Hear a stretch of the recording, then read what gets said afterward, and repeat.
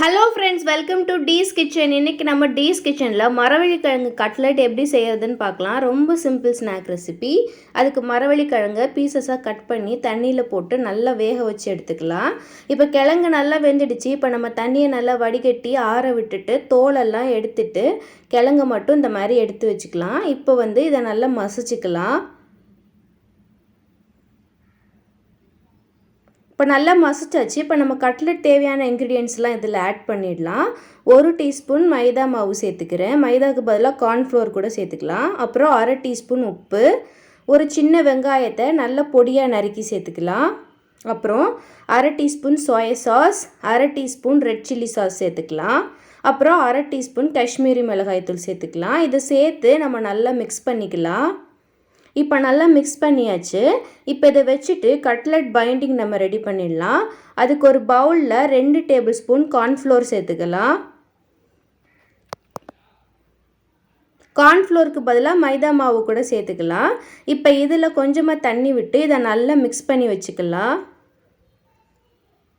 Non veg பிடிக்கிறவங்களுக்கு இந்த cornflour மிக்ஸுக்கு பதிலாக egg கூட சேர்த்துக்கலாம், நல்லாயிருக்கும்.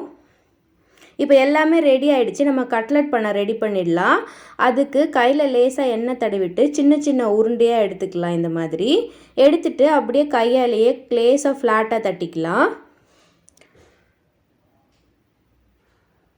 இப்போ நல்லா தட்டின பிறகு இதை கார்ன்ஃப்ளோர் மிக்ஸில் ஒரு வாட்டி முக்கி எடுத்துடலாம். அதுக்கப்புறம் பிரெட் க்ரம்ஸில் போட்டு நல்லா ஃபுல்லாக பரட்டி எடுத்துடலாம், ஈரமே இல்லாதபடி.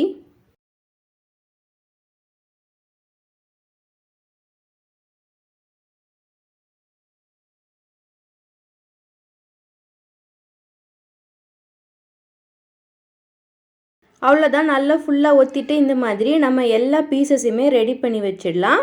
அதுக்கப்புறம் நம்ம பொரிக்க ஆரம்பிக்கலாம். பாருங்கள், இப்போ நம்ம எல்லா பீசஸையும் ரெடி பண்ணி வச்சாச்சு. இனி நம்ம கட்லெட் பொரிச்சிடலாம். அதுக்கு ஒரு கடாயில் நல்லா டீப் ஃப்ரை பண்ணுற அளவுக்கு எண்ணெய் ஊற்றி சூடு பண்ணிக்கலாம். எண்ணெய் கொஞ்சம் மீடியம் சூடு வந்த பிறகு நம்ம இந்த பீசஸை போட்டு பொரித்து எடுத்துக்கலாம். ரொம்ப ஹை ஃப்ளேமில் வச்சாலும் உள்ளே இருக்கிறது வேகாமல் இருக்கும். அதனால் மீடியம் ஃப்ளேமில் வச்சு இதை நல்லா குக் பண்ணி எடுத்துக்கலாம்.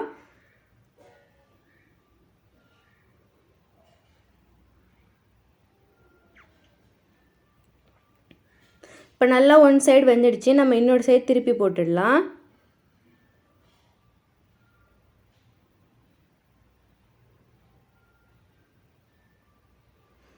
அவ்வளோதான், பாருங்கள், 2 சைடுமே நல்லா குக் ஆகிடுச்சு. அவ்வளோதான், நம்ம எடுத்துடலாம். நம்மளோட மரவள்ளிக்கிழங்கு கட்லெட் ரெடி ஆகிடுச்சு.